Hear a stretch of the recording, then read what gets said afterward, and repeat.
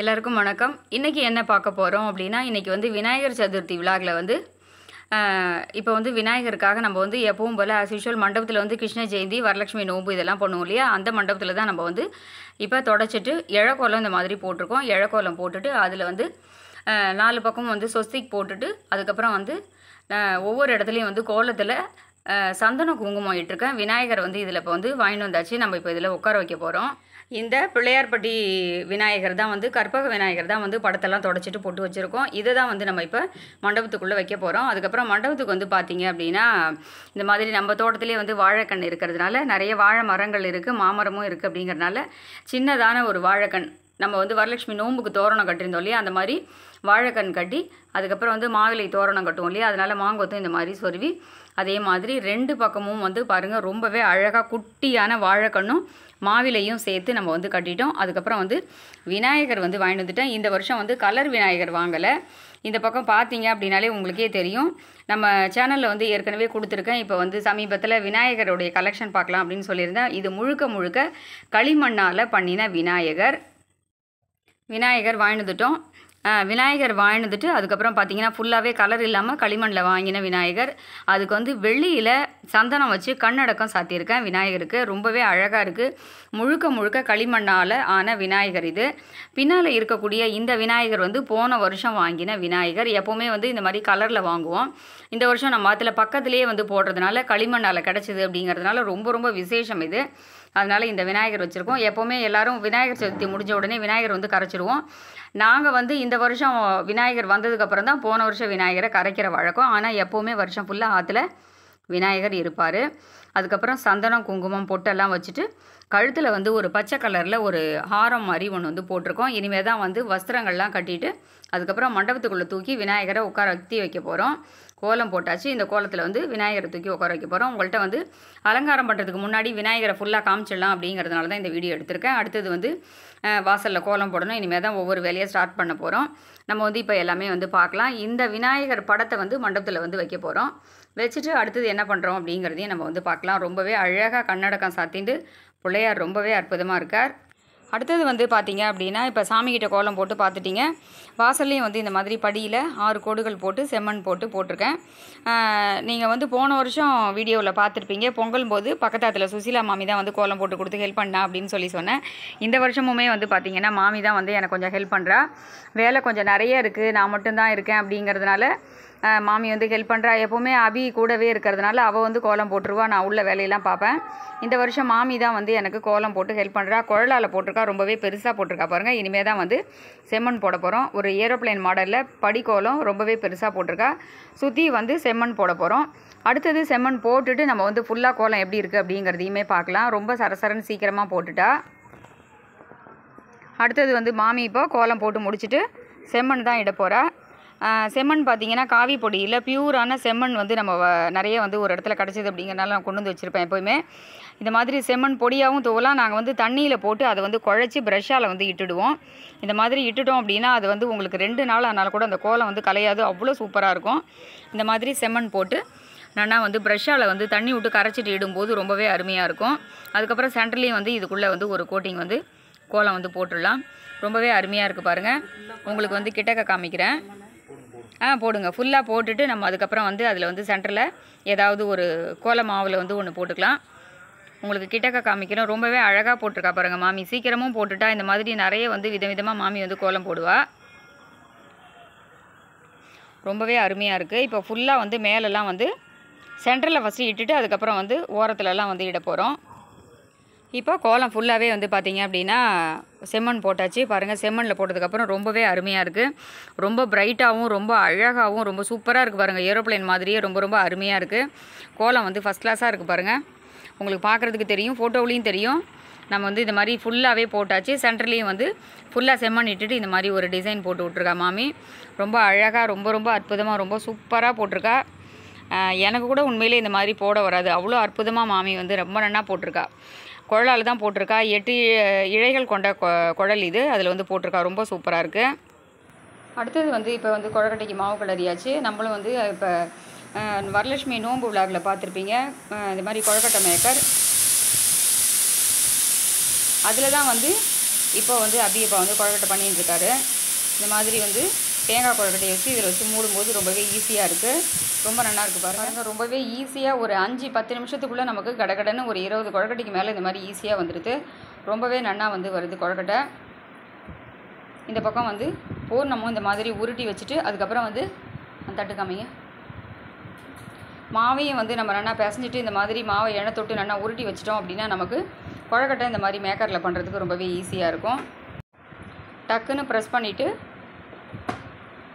நமக்கு உடனே இந்த மாதிரி வந்துடுது பாருங்கள். ரொம்பவே சுலபமாக இருக்குது.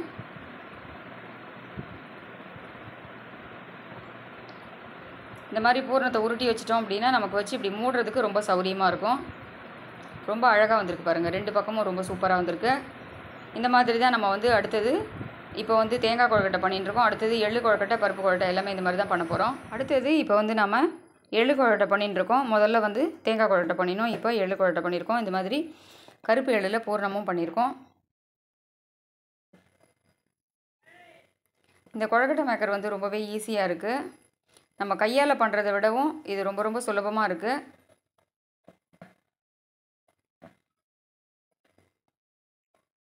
நம்ம வீடியோவில் வந்து ஒரு சில பேர் வந்து இது எங்கே வாங்கினீங்க அப்படின்னு சொல்லி கேட்டிருந்தீங்க. அபி வந்து உங்களுக்கு லிங்க்கு கொடுத்துருந்தா. பட் வேணும் அப்படின்னாலும் நம்மளோட சேனலில் வந்து உங்களுக்கு அபினியாஸ் கிரியேஷனில் வந்து ஒரு வாட்ஸ்அப் நம்பர் இருக்கும். நீங்கள் அதுக்கு ஒரு வாய்ஸ் போட்டிங்க அப்படின்னா கூட உங்களுக்கு இந்த கொழுக்கட்டை மேக்கர் அபியே வந்து உங்களுக்கு வாங்கி அனுப்புவா, கிடைக்கும்.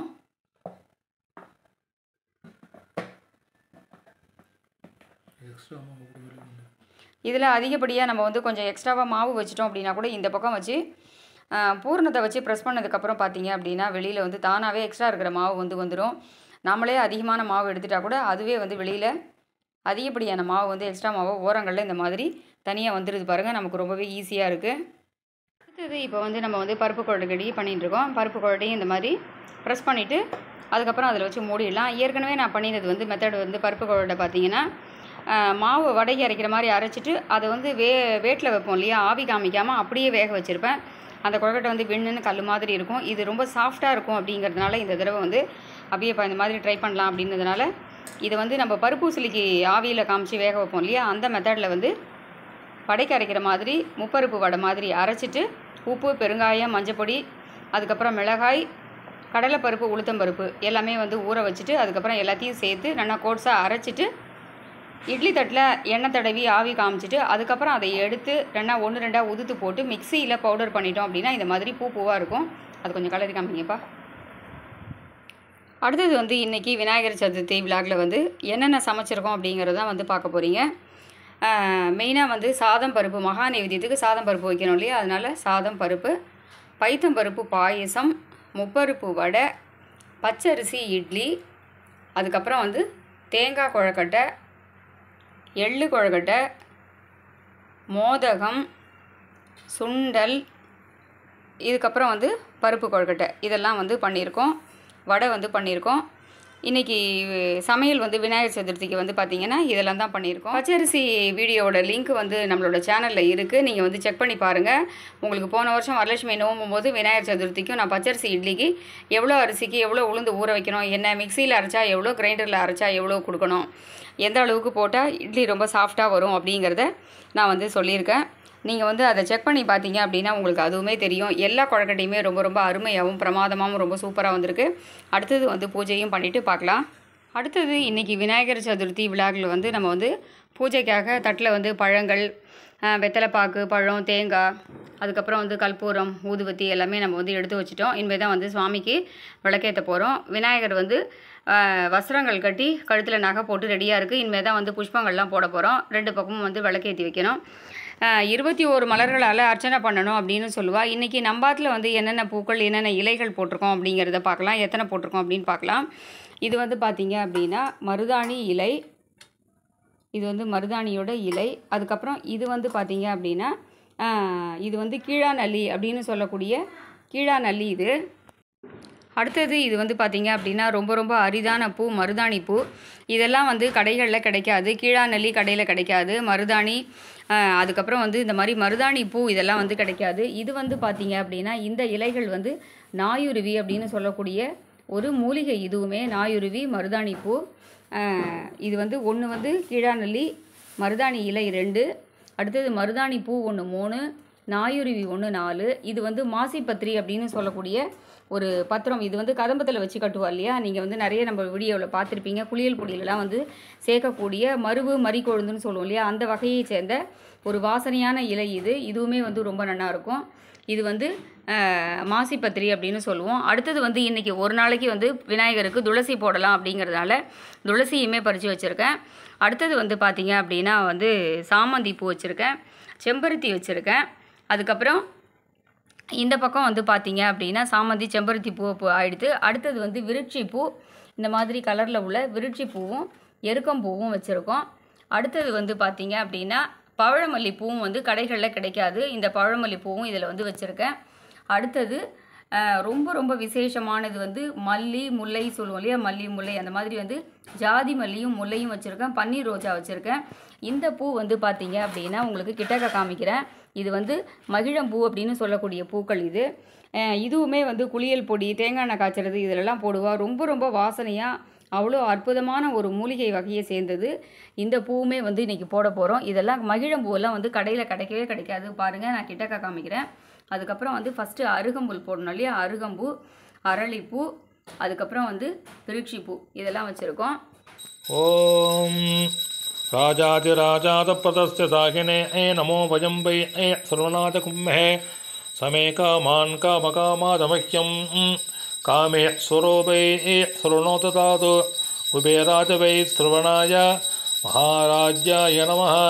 ஓம் தத் பிரம்மா, ஓம் தத்வாஜு, ஓம் ததாத்மா, ஓம் தத் சத்யம், ஓம் தத் சர்வம், ஓம் தத்புரோர்நமः. அந்தஸ்தரதபூதேஷு குஹாயாம் நிஸ்ஸமூர்த்திஷு தம் யஜ்ஞத்வம் வடக்கரமிந்திரத்வம் ருத்ரத்வம் விஷ்ணுத்வம் பிரம்மத்வம் பிரஜாபதிகே தந்ததாம ஆபோ ஜோதிரசோ அமிர்தம் பிரம்ம போர்புவசு பரோம். ஓ நமோ விராதபதகே, நமோ கணபதகே, நம பிரமதபதகே, நமஸ்தஸ்தலம்போதராய ஏகதந்தாய விக்னவிநாசனே சிவசுதா கிருஷ்டிவரதமூர்த்தகே நமோ நமः. வேதோக்த ஆனந்த கல்பூரதீபம் தரிசயாமி, ரக்ஷரக்ஷான் தாரயாமி. ஆரோக்கிய கணபதி வேதோக்த கதலீபலம் நாட்டபமம் நிவேதயாமி. கல்பூரதீபம் தரிசயாமி, ரக்ஷரக்ஷான் தாரயாமி. ஹர ஹர ஹர. இன்றைக்கி வந்து அடுத்தது வந்து பூஜை பண்ணிட்டோம். அதையும் வந்து ஒரு சில கிளிப்பிங் மட்டும் தான் நான் எடுத்திருக்கேன். ஃபுல் டீட்டெயில் வீடியோவாக எடுக்க முடியல, டைம் ஆகிடுது அப்படிங்கிறதுனால. விநாயகர் வந்து மண்ணால் பண்ணின விநாயகர் அப்படின்னு சொல்லியிருக்கேன். நிறைய புஷ்பங்கள் போட்டிருக்கிறதுனால விநாயகர் உங்களுக்கு கம்மியாக தெரிகிறார். அதாவது வந்து பார்த்திங்க அப்படின்னா கண்ணடக்கம் வந்து சாத்தியிருக்கேன். வெள்ளியில் விநாயகருக்கு கண்ணடக்கம் சாத்தியிருக்கேன். எல்லா விதமான 21 மலர்கள் அப்படின்னு சொல்லுவோம் இல்லையா, கிட்டத்தட்ட 19 20 மலர்கள் இலைகள் எல்லாமே சேர்ந்து வந்து நம்ம விநாயகருக்கு இன்றைக்கி வந்து அலங்காரத்துக்கு போட்டிருக்கோம். ரொம்பவே அழகாக இருக்குது. வாழைக்கன்று கட்டி மாவிலை தோரணங்கள் கட்டி ரொம்பவே சூப்பராக அருமையாக இருக்குது. ரொம்ப ரொம்ப அற்புதமாக இருக்குது பாருங்கள். விநாயகர் வந்து கீழேயுமே வந்து நிறைய விநாயகர் கலெக்ஷன், செந்தூர விநாயகர், அதுக்கப்புறம் நிறைய விநாயகர் கலெக்ஷன் வச்சுருக்கேன். நிறைய வந்து இதுலேயுமே வந்து எல்லா விதமான புஷ்பங்களுமே நம்ம போட்டிருக்கோம். நீங்கள் வந்து கொஞ்சம் டீப்பாக பார்த்தீங்க அப்படின்னா உங்களுக்குமே தெரியும். இந்த பக்கமும் வந்து ஒரு 6 விநாயகர் கிட்டே வச்சுருக்கேன். இந்த விநாயகர் வந்து போன வருஷம் வாங்கின பழைய விநாயகர் இவர். இந்த மாதிரி விநாயகர் கலெக்ஷன் நிறைய இருந்தது அப்படின்னா ரொம்ப ரொம்ப விசேஷம்.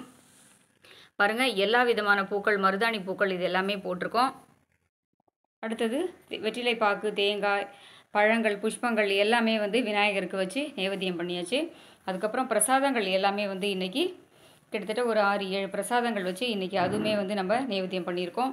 விநாயகர் ரொம்ப ரொம்ப அழகாக இருக்கார்.